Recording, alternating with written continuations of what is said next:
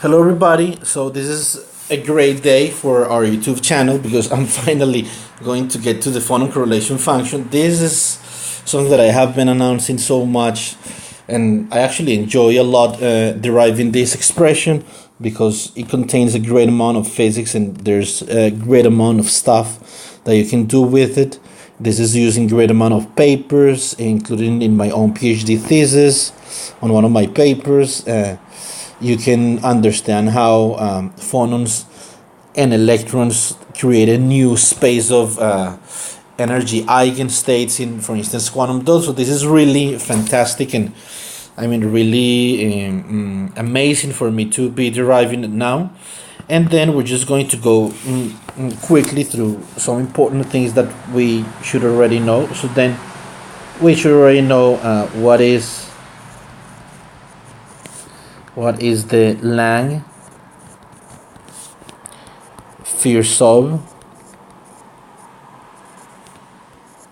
transformation. This is quite important. This pen is too thick, so then let's close. So the Lang-Firsov transformation says that if you have a total Hamiltonian with some Hamiltonian for electrons plus some Hamiltonian for phonons plus some Hamiltonian for the electron-phonon coupling. So then, since the electronic and bosonic degrees of freedom are coupled here, one way to diagonalize this is to introduce a new total Hamiltonian H bar, which is equal to e to the s times e to the s times h times e to the minus s. Okay, and this is just h plus I think is the commutation relation between h and s plus 1/2 commutation relation of let's say no, I think is this way. I think is s commutation relation with h, s commutation relation with the commutation relation between s and h, plus 1/3 commutation relation of s, commutation relation of s, with s and h, and then you can just keep on going 1/n, and now you have just n commutators here. So n commutation relations, and that's actually the canonical transformation we do. And then the new Hamiltonian. So the new Hamiltonian has the novel properties that h bar is equal only to h bar of electrons plus h bar of phonons, where the phonons and the electrons are completely decoupled. Okay, so then, and we do this at the expense of introducing some inelastic terms in. So at the expense of, let's say, if we have a molecule with one energy level, so then after you introduce this transformation, so this single energy level E0 becomes an infinite level system here, because now you reproduce all the levels where each of these levels is just equal to E0 plus n h bar omega 0, or E0 minus n h bar omega 0. Okay, so then this is what we do at this expense.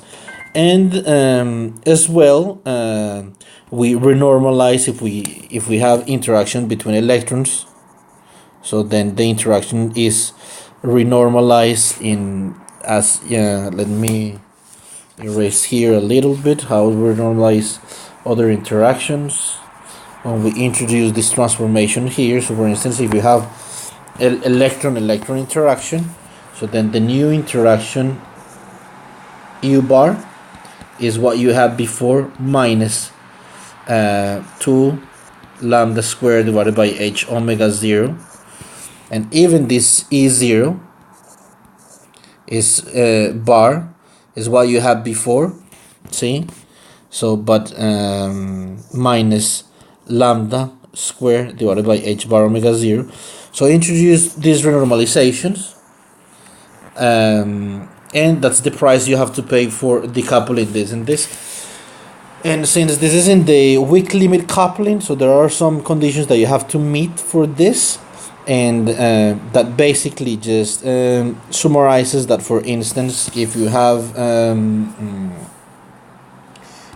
other forms of coupling to, let's say, reservoirs, so if these electrons that we're talking about here are coupled to a reservoir, then the Hamiltonian for the coupling between that reservoir, let's say this is some reservoir alpha, so this Hamiltonian now will depend on chi. That's another consequence of diagonalizing or let's say splitting the coupling between electrons and phonons. So then that this Hamiltonian, the coupling with any other subsystem that you have, then it will now depend on chi, and chi is just the what we know as the phonon displacement operator. The trick here is this, that when you are in the weak lambda limit, that means for lambda small, this is 10 to 1, okay, and chi dagger as well. This is just what we call the weak limit approximation, and then that's what we actually do in the derivation. And there's one last thing that I want you to remember. So then if we have a non-equilibrium Green's function formalism, so let's erase a little bit of this mess, so I can have, like, just want to open up some space to do this. So the non-equilibrium Green's function sigma sigma prime of t comma t prime is equal to minus I over h bar, expectation value of the time order product in the Keldysh contour of d sigma of t times d sigma prime dagger of t prime. Okay, and then when we introduce the Lang-Firsov transformation, then this Green's function, I mean, you can call it that or you can call it bar, and then the new Green's function will be without the bar. I mean, it's up to you. I actually don't remember how we did it in these slides. Then the new one, and then you can call this one bar. So then you will define new operators under that transformation, and again at the expense of including chi there. So now the d sigma bar goes to d sigma chi, and of course the d sigma dagger bar goes to d sigma dagger chi dagger. Okay, so then when you introduce that here, then you get this product of stuff, which is the Green's function as we calculated in the Keldysh contour, times this correction that depends on the phonons, or depends on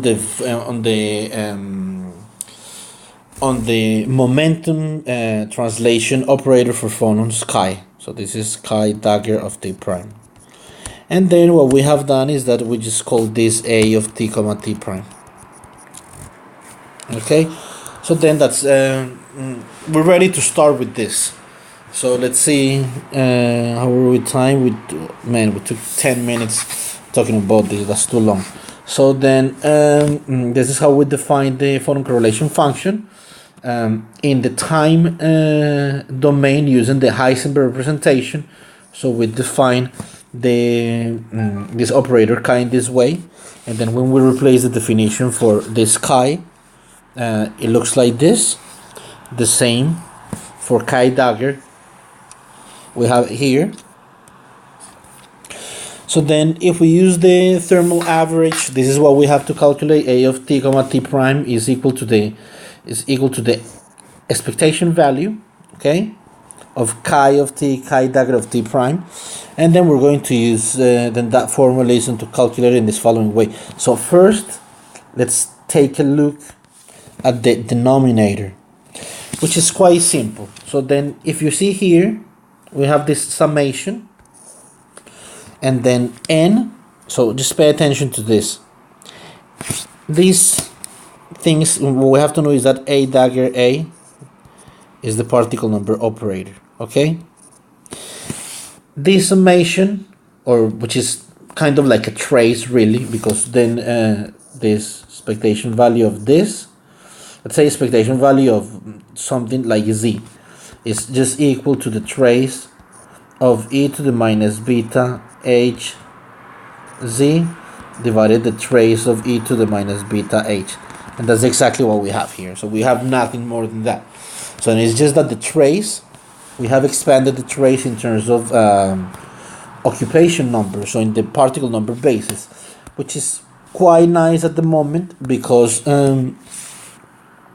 as you can see here, we have, for instance, an infinite series here in terms of the particle number operator acting on this state in Fock basis, which is n, and we have this nice relation that operator n acting on n is nothing but this eigenvalue n, which is the number of particles times the eigenstate n. See, this is in the Fock space.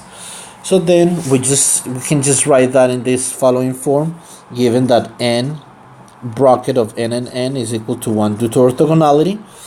And then we just write this as a geometric series, as you see here. Geometric series. And since the convergence ratio of this geometric series is e to the minus beta h bar omega 0, and that's less than 1, then we can use the formula that we probably all know, and we can express it in this way. And by knowing that the Bose function has this form, then we can just say that the summation that we're after adds up to this. Okay, so then this is the Bose-Einstein distribution, this NB of omega 0, and omega 0 is just the frequency of the Phonon mode that we're considering. We're considering a single Phonon mode, and then now we're just left with what? We are left with the expression in the numerator that's not going to be fun to calculate. That I can tell you from now. So then, so how we're going to do this? So the first thing we have to do to actually come up with something smart or clever for this expression is to consider what is chi of t, the Heisenberg representation of chi, and the Heisenberg representation of chi dagger of t prime. So then first, let's write it in the following way that we already saw that we write it in this way. So now what we're going to do is this. We're going to recall some formula. I actually forgot what's the name. So Baker, no, maybe not. No, that's not the name. So that's not really important. Maybe I can do a video on this formula. If you want a video on the demonstration of this formula, just please post a message and I will derive it, which is e to the a plus b. So let's think about this. If these two were just plain numbers, you can just write e to the a times e to the b, isn't it? Now, but if these two are operators, then this in general does not hold, and what you have to do is to introduce another term here to the right and multiply this times e to the minus a half, the commutation relation between a and b. So then this is exactly what I'm doing here. So I want to express this e to the minus lambda over h bar omega 0 times a dagger minus a as a product of this and this. And to do that, I have to do it at the expense of including this other term here. And then if I just expand this, I end up with this commutation relation, which is equal to minus 1. And this term here, since this is a scalar, I just put it up front, as I have here. And then everything else is just the same as I have here. Okay, so we proceed. This is what we got. Now we have to do a small trick. So a small trick in order to, let's say, manipulate all of this in such a way that I get a close expression for chi of t, that it will be useful for me in order to evaluate the sum that I want to evaluate. please keep in mind that what we want to do here is to evaluate this all the time, okay? Now, the trick that we do here is that we introduce this identity relation. So then this is nothing but some identity of the form S dagger S. So after we do that, we're going to split this expression into 3 parts, as you can see downstairs. So then there will be a red part, which is this. There will be a blue part, which is this, and there will be, of course, the black part, which is just real because it's just a scalar, which is this part. So then and then we have defined then that expression in this form. We know that this thing here is just this, but the definitions, which are h of t, which is this thing here, and we have k of t, which is this thing here. Okay, so then let's start by calculating h of t. So again, for this case, please bear in mind this expression that I introduced in the very beginning, which is the Baker-Campbell-Hausdorff expansion. So e to the s times an arbitrary operator. Let's just call it a. No, let's don't call it that because we're using a for something else. So let's call it, I don't know, just some operator b times e to the minus s. Remember that this is just sorry about that. So this is just b plus the commutation relation between s and b. I might get the order wrong here. I don't remember, but just you can look it up. Plus half of the commutation relation between s with the commutation relation between s and b. And this looks like some exponential thing, as you will see just in a minute. So then let's erase this to just open up some space. And then what we have to do is this. So we start with this expression, and then we keep the first and the last term fixed. And for the middle term, what we're going to do in order to use the expansion that we just recall, we're going to use a Taylor series for determining the middle. We're going to do the Taylor expansion.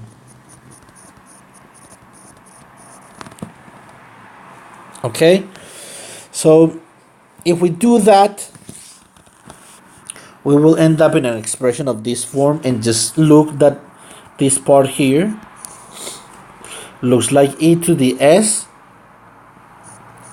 a dagger to the power of k, e to the s, e to the minus s. So then we can do the Baker-Campbell-Hausdorff expansion on that, which will then, what that will happen is that we will just get rid of this product of exponentials here that will end up canceling out, and then what we'll have is this, that this a dagger to the power of k then will be moved here, and we will pick up an additional infinite series here, and this infinite series you can just see that is e to the I k omega 0 t. Okay, so then this is what we have here. So then this looks good in a compact form. Then we write it like this, and we have done. This is not the most fun stuff to do, I know, but we have to do it. So and I think that with these slides we can do it quick. I mean, much quicker than if we were like actually doing just pen and paper here. So then now with the term in blue in our original expression, we're going to do exactly the same thing. This we're going to Taylor expanded, which is what we have here.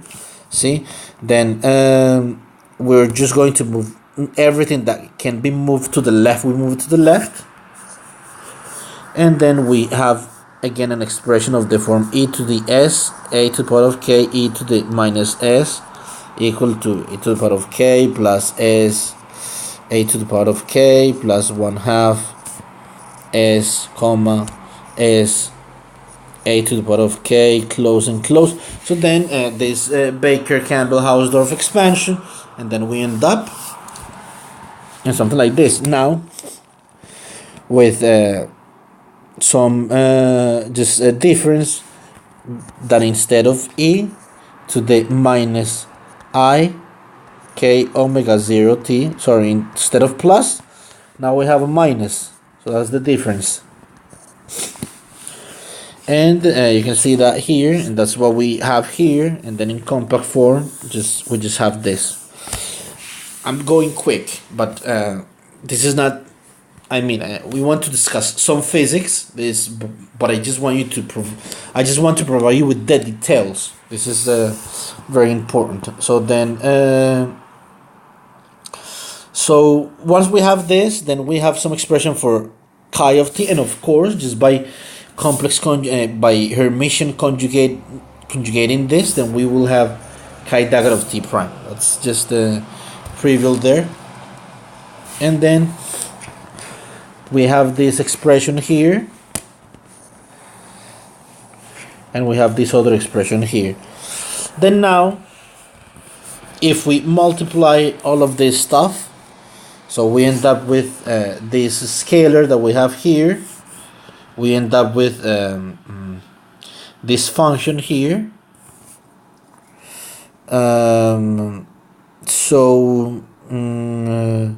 Yeah, so we end up with this.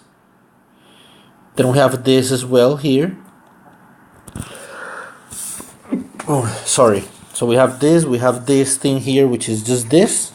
So we have all of these ones there already.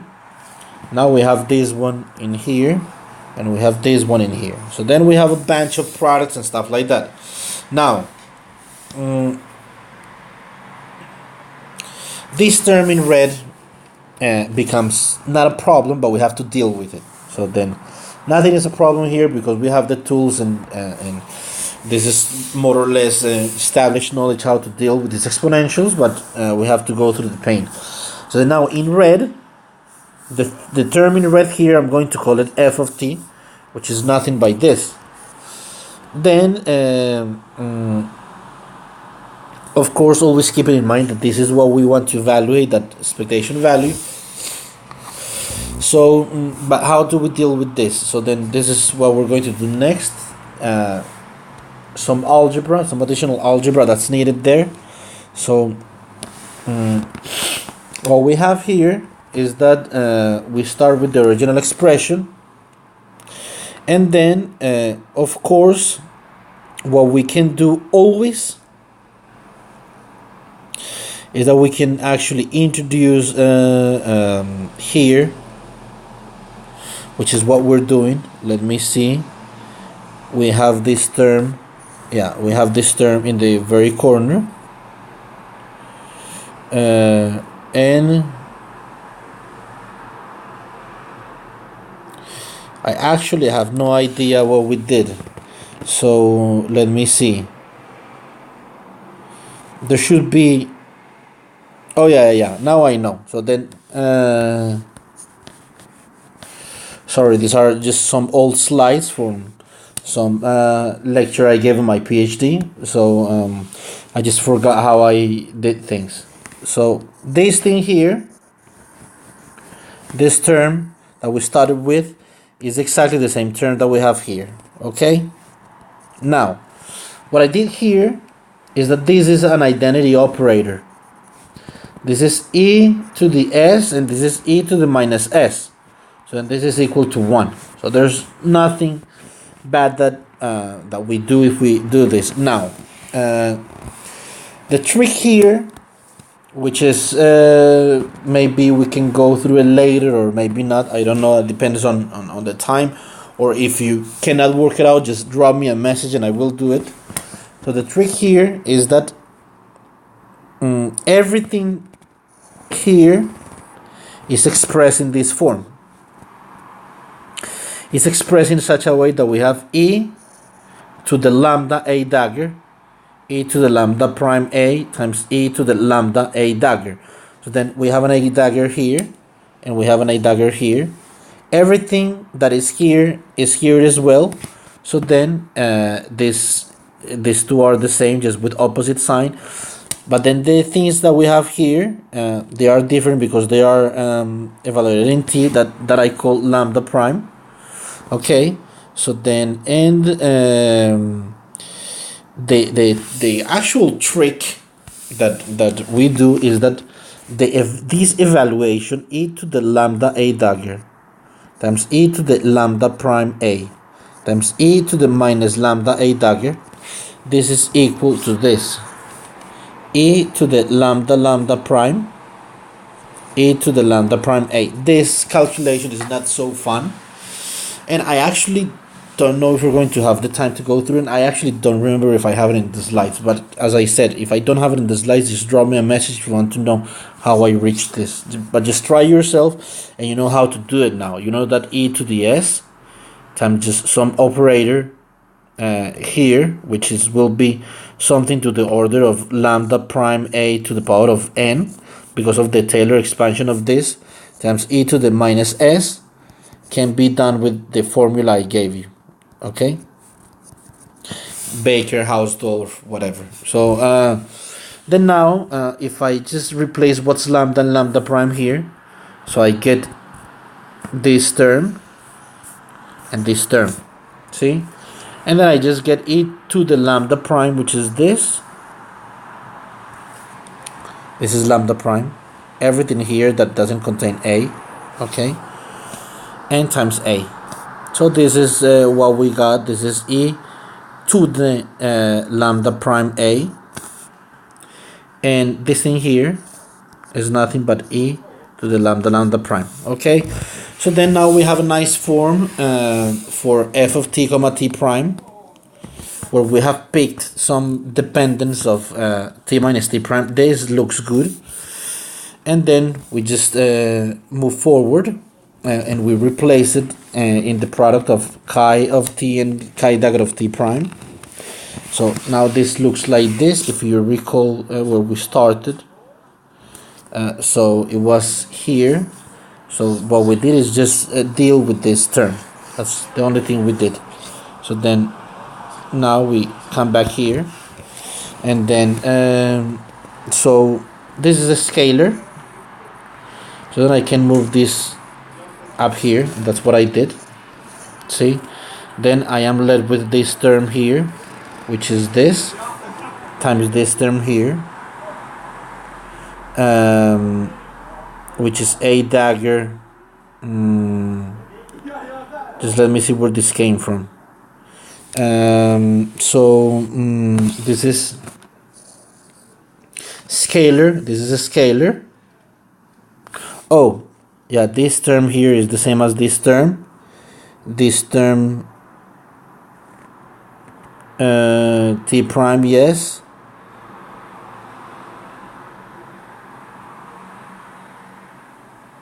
And this term here must have come from here. Yeah, but since these two commute, so this is so in this case e to the a plus b, it is equal to e to the a times e to the b, because a dagger and a dagger commute, because the only thing here that's different is just the time. So then yeah, what I did was just I performed the commutation of these two expressions here. So a dagger and a dagger commute, they're just at different times. And then I have, let me see, what else do I have here? This and this, so I just pull this down here, and this one I put it to the right. Let me see, lambda e to the minus I omega 0 t. Yeah, it looks like that's what we did. Let me see. So then now let's erase, because this is getting a little bit messy. I told you that this calculation was not so fun to do, because there's a lot of things that you can get messed up with. Now I factorize this here, and if I factorize that here, because I have it as well here, then I just put a minus sign here, and I have this scalar, Now here, what did I do? Here I have the A dagger and A dagger, so I put the A dagger out, and then I pull the lambda over h bar omega 0 at front, and then I get this difference of exponentials, and I do the same thing here. Okay, now I think that we have something with which we can work. So then now let's calculate this. This is a scalar, so I just put that outside the summation. So and then I am left with this term here, which is now the only problematic term we have, which is amazing, because this is nothing compared to what we have in the beginning. So then which is equal to this. Note that this one here is outside the expectation value now, and then if you don't know why, it's because of this reason. This A dagger A is nothing but the particle number operator n, and when you operate with n on this bra state n, you get nothing but the bra state back times the eigenvalue n that's not an operator. So then that means that this will be e to the minus beta h bar omega 0 n. Okay, and you just pull it outside the expectation value, but not outside the summation, because still depends on the n that we're summing over. So then that's what happened here.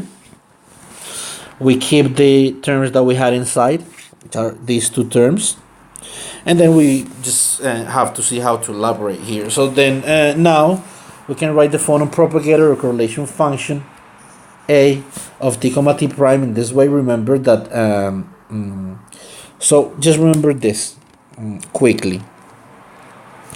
We had this divided by something. Say, so then what were we dividing by? So then we were dividing by e to the beta h bar omega 0 times nb of omega, which is the same as being divided by the Fermi function, but divided by e to the minus beta h bar omega 0. And if we divide that by that, if we divide this expectation value by this, then we just flip this orientation and just put it up front, which is what we did here. We keep this this term, this factor that we had up front, and then we have now this to work with. Now, if you have watched the channel, you see that I include a video on the Laguerre polynomial. Oh man, finally you're going to know why the video is on the channel. I said that the video was for the Phonon correlation function, so then I think you should be quite happy to just get to this point where we talk about the Laguerre polynomial, and this is what we have to do. So then what to do with the above summation expectation value? I mean, that looks truly strange. I said that the clue word is the Laguerre polynomial, so then let's see what we're going to do. Okay, so then the expectation value and its weighted sum on the expression below has to be evaluated somehow. So let's try something. So then first consider the expectation value by itself. So just this, and of course we're changing color now. Okay, so let's see how we're doing in time. Okay, not too good but not too bad either. So we have this. What we're going to do is the following. This can be a mess. So then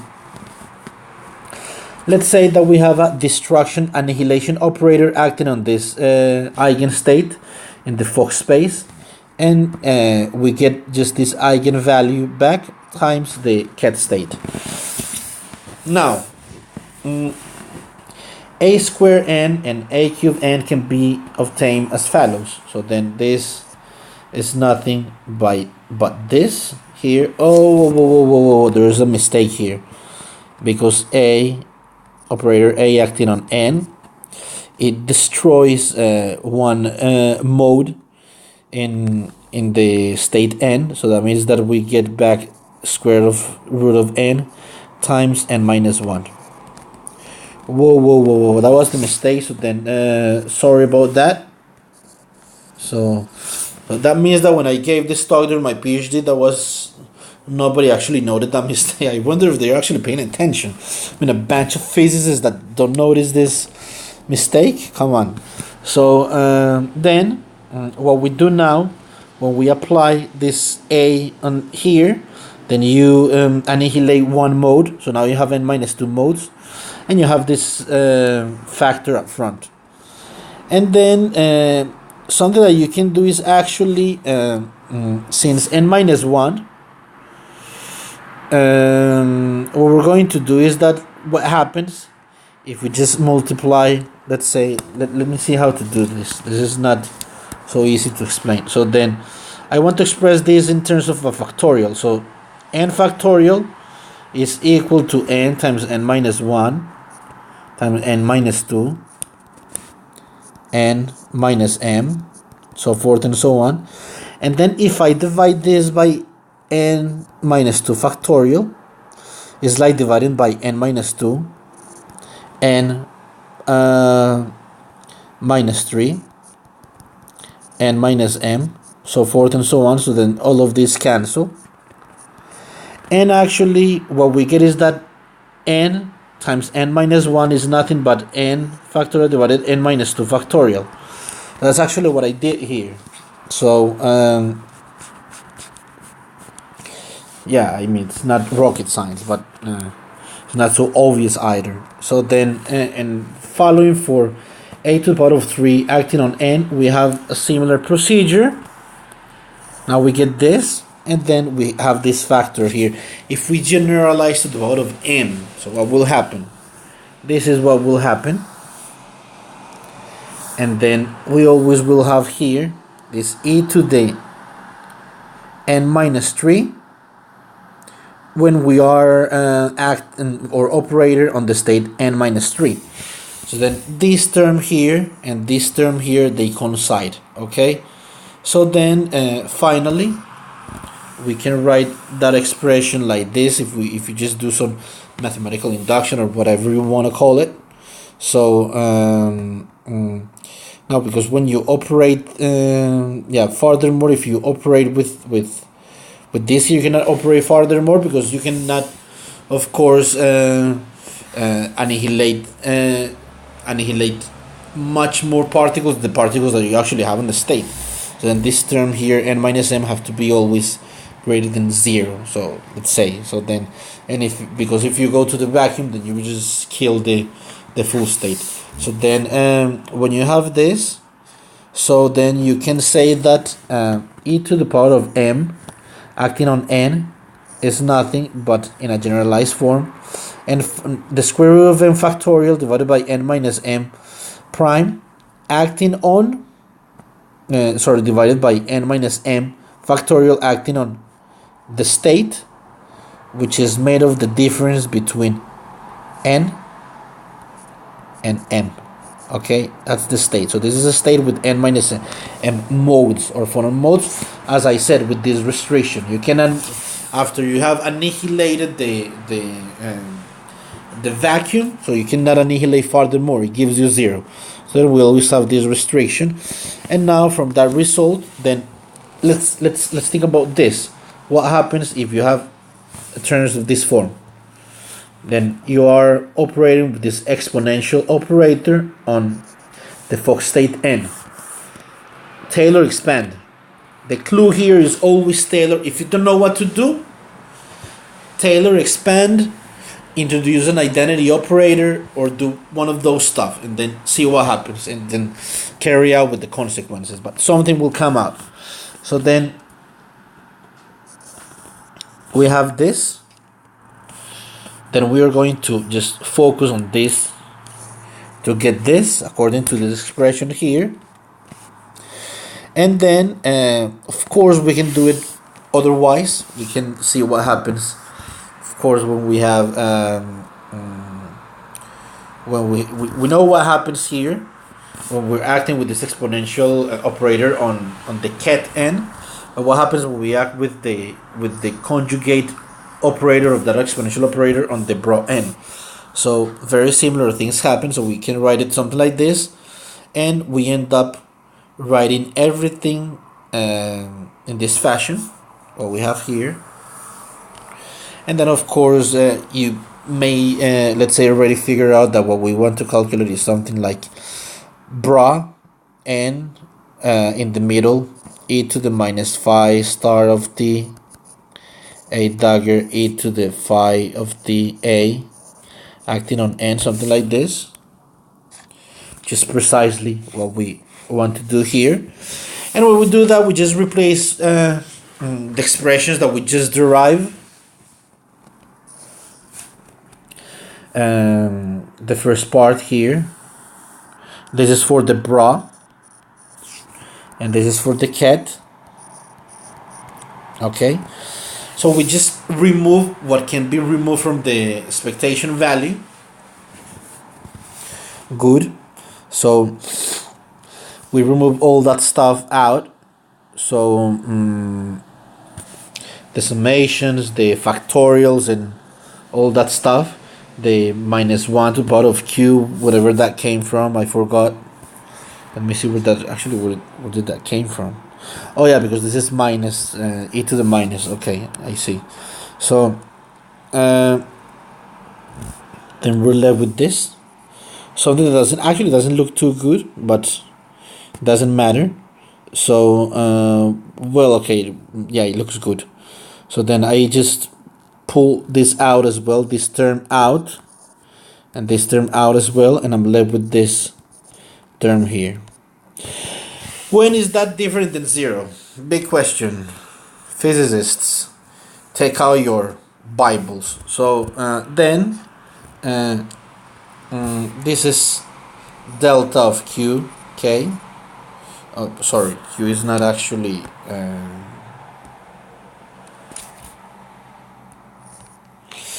it's not actually a vector. So then that's what we have now. These two have to be the same. That's the condition that we have here. And then this is, since they have to be the same, so q and k are the same, so then we end up with this formula here, which is quite nice. So what are we going to do? So then we have minus 1 to the power of k divided by k factorial. This is, now we are just writing this in closed form now. Then we just put one of these k factorials here, and we write this term. This is very important to write it like that, times this phi of t to the power of 2k, and this is nothing but this Laguerre polynomial, okay, in phi of t. Phi of t, the Laguerre polynomial of phi of t squared of order n. So then what about the evaluation of this then? Okay, so then what we're going to do, so then this is quite simple to do. So let's invoke the result derived in purple. This is the result derived in purple. Well, where this phi of t is now phi of t comma t prime, because these exponentials depend on not, so this will not be phi of t alone, but it will be phi of t prime. It doesn't matter because it's not an operator. So and so we actually have that this evaluation that we have here, where we have considered, this is very important, we have considered the when you act with this a on n and with this a dagger on this n here, so then that's done, and this is equal to the Laguerre, to the nth order Laguerre polynomial evaluated at the absolute value to the power of 2 of lambda divided by h bar omega 0 times e to the minus omega 0 t prime minus e to the minus omega 0 t. This, you might say, okay, is that how that looks really? And then I can say yes, that's how that looks now, but I can say that we can shape it a little bit more. So then don't be scared. I know that this is taking long, and then you will ask, yes, but what is the physics here and blah blah. Then you have to just be patient, okay? Now we conserve the factors that we had in the beginning. We have as well this factor here. This is the times the expectation value we are evaluating here. And then now in terms of the Laguerre polynomial, we keep the factors, which are scalars. We have this one here, which is due to the This one is due to the e to the minus beta h, the trace, remember, of whatever is here. So that when you act on the broad end, that's what you get, this one. And then times the Laguerre polynomial of what we just saw upstairs. Okay. Now we are left with this sum, and once this sum is calculated, truly we are done, I promise. So then this sum is the only thing that we have to calculate now. So after that sum is calculated, we will be pretty much left with that sum times the two factors that we have in front of that sum, and then we will be able to say, oh god, we have a of t comma t prime. Good job. So how do we evaluate this? I don't know if in the video on Laguerre polynomials I actually explained to you this, but so we have to invoke an identity for the function generation in the Laguerre functional space, which is this. See, something to the power of n times the Laguerre times the nth order Laguerre polynomial over x is just converges to this. Okay, so then if we just compare this identity with what we have here, what we're left with is that, of course, gamma is equal to e to the minus beta h bar omega 0. Yeah, and then we say an x is just all of this, so it's not only what's inside the absolute value but all of it. So then we have it here. I was not actually looking. So then we say that this summation is something like this, and using the formula that I just showed you, we arrive at something like this. And then we just do little manipulations, which is not a big deal actually. So then I just take out this factor and put it up front. What else I do? So I divide upstairs everything by this e to the minus beta h bar omega 0, and I divided here e to the minus beta h bar omega 0 as well. And this becomes positive and this becomes a 1. You just cancel here. We're left with this. And surprisingly, we have something like this here, which is similar to the other prefactors that we had before. And we end up with, after all these backs and forths of the calculation, we end up having dependencies on the difference of times, which tells me that this distribution function for the phonons, this correlation function, is stationary. So, which is good because it has stationary spectra. Then we can discuss the physics much better and in a much simpler way. Okay. So then a of t comma t prime becomes this thing here. This is the prefactors that we had. So this is now I just write this exponential here like this. The other prefactor is here times the summation that we just calculated. And as I said, these prefactors are surprisingly the same, but opposite in the same, but we're not multiplying actually two equal quantities but divided them, because you can see that this is equal to this to the minus 1, so this is just goes away, and then we're left with this prefactor here times this thing here. Okay, and so luckily now we're done. I mean, we're done. We just want to be able to write this expression in such a way that when we multiply by the electronic risk function, we will be able to do something. So then, which is where the physics will come from. This is the prefactor that we have been carrying out. Depends on t minus t prime. So then no problem. This is the other part of that expectation value that as well depends on t minus t prime and on the Bose-Einstein function. And then what we actually want to do is just know that this is an exponential that has this prefactor, and the same prefactor repeats here. So we just want to factorize that prefactor like we did here, and the rest of the stuff that we have there, which is this plus this, it just kappa of t comma t prime, just to give it a different name. We're tired of f's, h's, k's, and so this one plus all of this, which is exactly what we have here, 2nb e to the minus I omega 0 t minus t prime times nb, what we have here, and e to the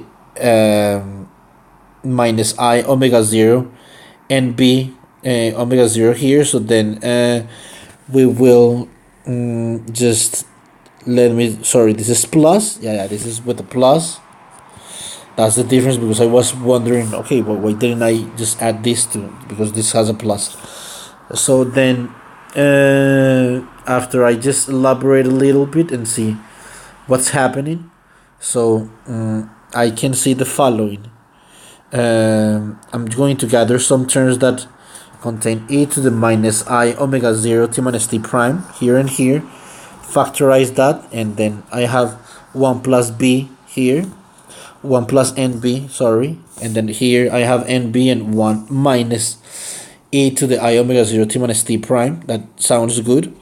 This is a nice term always, because it says that whatever process is represented here has an spontaneous part and has a part that depends on temperature. So that's a nice part of the physics that we can see now. And we can just say that we have arrived at the following form of this Phonon correlation function in the time domain. That is strictly, we can say that e of t comma t prime is stationary.